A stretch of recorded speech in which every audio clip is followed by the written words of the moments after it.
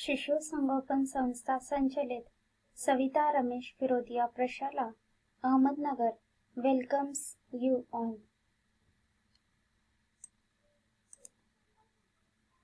Dear students, today we are going to learn science subject of standard 7. In that we are going to learn chapter number 11. The name of the chapter is Cell Structure and Microorganisms.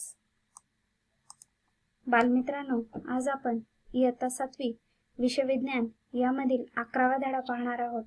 धड्याचे नाव आहे पेशी रचना आणि सूक्ष्मजीव. Nature of microorganisms. Some organisms like fungus that grow on the bread or strands of algae in the pond are multicellular. However, most microorganisms such as bacteria and viruses are unicellular. They have the somewhat different cellular structure. They do not have the membrane-bound organelles found in the eukaryotic cells. Nature म्हणजे स्वरूप, सूक्ष्मजीवांचे स्वरूप. चित्रामध्ये आपल्याला विविध प्रकारचे सूक्ष्मजीव हे दिसत आहे. काही सूक्ष्मजीव जसे पाववर येणारे बुरशी हे बहुपेशीय सूक्ष्मजीव आहेत. तरी बहुतांश सूक्ष्मजीव हे एकपेशीय असतात, जसे विषाणू, जीवाणू. या सूक्ष्मजीवांच्या पेशींची रचना थोडीशी वेगळी असते. या पेशीत दृश्य केंद्रकी पेशी आढळणारी पलटकापासून तयार झालेली अंगके आढळत नाहीत. The plasma membrane, cytoplasm and nucleus are their only components. Such cells are called as prokaryotic cells. Here is the picture of prokaryotic cell. यामध्ये फक्त प्रद्रवपटल, पेशी द्रव्य व केंद्रक द्रव्य एवढेच घटक आढळतात. म्हणून यांना काय म्हणतात, तर म्हणून यांना आधी केंद्रकी म्हणजेच प्रोकार्योटिक सेल असे म्हणतात. आधी केंद्रकी पेशी असे म्हणतात. Growth of microorganisms. Each microorganism needs a specific environment for the growth and reproduction. Many microbes need oxygen for their growth, whereas some microbes can grow without oxygen.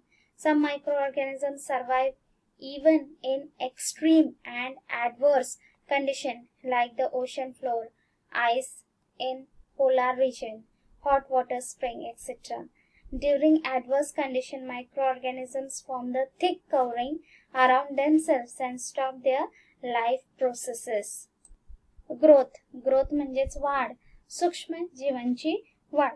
प्रत्येक सूक्ष्म जीवाला वाढ व प्रजनन होण्यासाठी विशिष्ट परिस्थितीची आवश्यकता असते.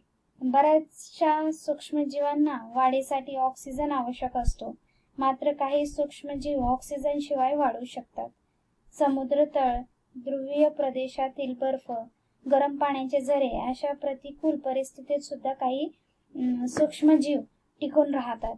अशा वेळी ते स्वतःभोवती कठीण कवच तयार करून आपली जीवन प्रक्रिया थांबवतात आणि परिस्थिती अनुकूल झाली की कवचातून पुन्हा बाहेर येऊन आपली जीवन प्रक्रिया सुरू करतात. Now we will see some useful microorganisms. Microbes present in the soil, dung, etc. Compose the garbage to obtain food material. As a result, garbage is soon converted into manure of the best quality and our surroundings are kept clean. As in the case of garbage, for proper sewage disposal too, microbes are released into the sewage so as to help in the quick decomposition of the organic compounds in it. उपयुक्त सूक्ष्मजीव. शेण, माती यामधील सूक्ष्मजीव अन्न मिळवण्यासाठी कचऱ्यांचे विघटन करतात. काही दिवसात कचऱ्याचे रूपांतर उत्कृष्ट खतात होते आणि परिसराची स्वच्छताही राखली जाते. कचऱ्याप्रमाणेच सांडपाण्याचेही योग्य व्यवस्थापन करताना कार्बनी पदार्थ खूप लवकर कुजण्यासाठी त्यात सूक्ष्मजीव सोडतात. Fermentation, the chemical process of conversion of one type of carbon compound into another type of carbon compound by the action of microorganisms, is called fermentation. Heat is generated in this process and carbon dioxide and some other gases are released. These gases cause the increase in the volume. Fermentation process can be used for making yogurt from milk, producing alcohol from grains, etc. Fermentation म्हणजेच किण्वन. सूक्ष्मजीवांच्या क्रियेमुळे काही कार्बनी पदार्थाचे दुसऱ्या कार्बनी पदार्थात रूपांतर होण्याच्या रासायनिक प्रक्रियेला किण्वक किंवा आंबवणे किंवा कुजणे असे म्हणतात. या प्रक्रियेत उष्णता निर्माण होऊन कार्बन डायऑक्साईड व इतर वायू तयार होतात. वायू पदार्थाचे आकारमान वाढतात. हे वायू बाहेर पडताना पदार्थ फसफसतात. दुधाचे दही बनवणे, फळे व धान्य यापासून अल्कोहोल तयार करणे, पिठापासून पाव बनवणे, तसेच ॲसिडिक आम्ल, सायट्रिक आम्ल, जीवनसत्वे व प्रतिजैविके यांच्या निर्मितीमध्ये किण्वन प्रक्रियेचा उपयोग केला जातो. Now see students, what is this? Yes, this is the medicine. Sometimes we are ill. The doctor prescribes capsules or injections of medicines like penicillin. These types of medicine destroy the pathogen and retard their growth. They are called as antibiotic. Antibiotics are produced with the help of specific microbes. Diseases like tuberculosis, typhoid, cholera, etc., which were previously considered incurable, have now come under the control because of antibiotics only. चित्रामध्ये आपल्याला काही औषधं दिसत आहेत. आपण आजारी पडलात तर आपण डॉक्टरकडे जातो आणि काही वेळा पेन्सिलिन सारख्या औषधांची कॅप्सूल किंवा इंजेक्शन देतात. अशी विशिष्ट प्रकारची औषधे शरीरातील रोग जंतूंचा नाश करतात व त्यांची वाढ रोखतात. या औषधांना अँटीबायोटिक म्हणजेच प्रतिजैविके असे म्हणतात. विशिष्ट जातींच्या सूक्ष्मजीवांपासून प्रतिजैविके बनवली जातात. पूर्वी असाध्य असणारे टायफॉइड, कॉलेरा असे अनेक रोग आता प्रतिजैविकांमुळे आटोक्यात आले आहेत. Vaccine. A vaccine is produced in the laboratory with the help of microbes that give immunity against the particular diseases. If we have been vaccinated against any diseases, our immunity, that is resistance to that disease, increases so that possibility of contracting that disease is greatly reduced. Vaccine म्हणजेच लस.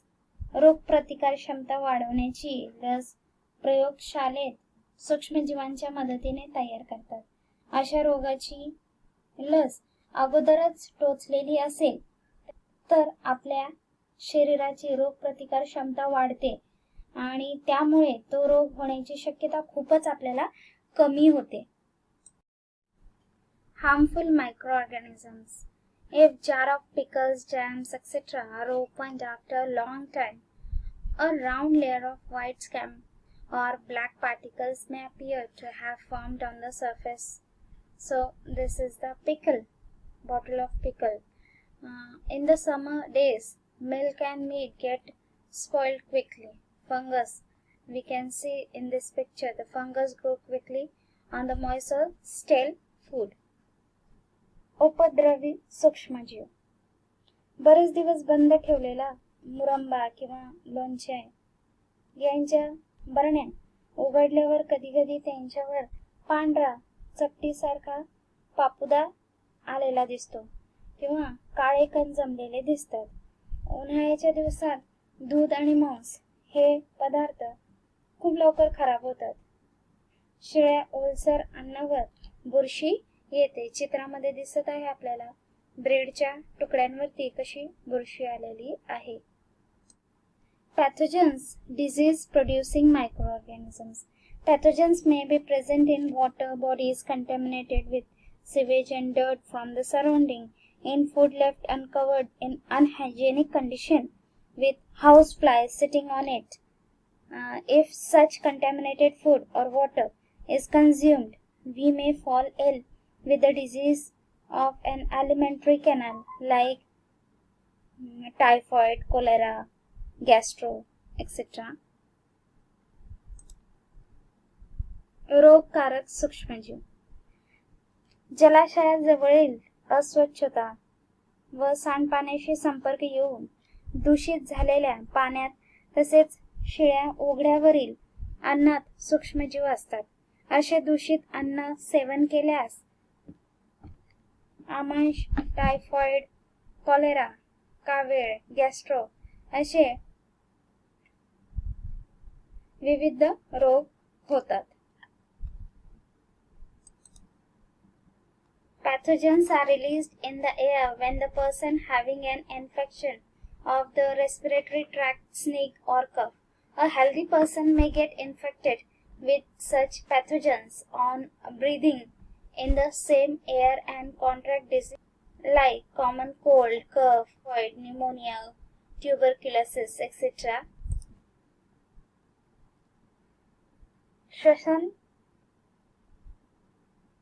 श्वसन मार्गाचे रोग झालेले व्यक्तींच्या खोकल्यातून किंवा शिंकण्यातून त्या रोगांचे सूक्ष्मजीव हवेत मिसळतात. श्वासावाटे निरोगी व्यक्तीच्या श्वसन मार्गात जाऊन सर्दी, खोकला, निमोनिया, क्षय असे रोग होऊ शकतात. Mosquitoes produce in places like heaps of garbage, drains, stagnant water, etc. microbes that cause diseases like malaria, dengue, yellow fever, etc. gain entry into the human body through the bite of the female mosquito. कचऱ्याचे ढीग, गटारे, सांडलेले पाणी या ठिकाणी डासांची पैदास वाढते. डासांच्या माद्यांच्या दंशातून हिवताप, dengue, हत्ती रोग इत्यादी रोगांना कारणीभूत सूक्ष्मजीव मानवीय शरीरात प्रवेश करू शकतात. चित्रामध्ये आपल्याला दिसत आहे कचरा आहे, सांडपाणी आहे, यामध्ये डास होतात आणि त्यामुळे आपल्याला विविध प्रकारचे रोग होऊ शकतात. Here we have finished this chapter. Thank you.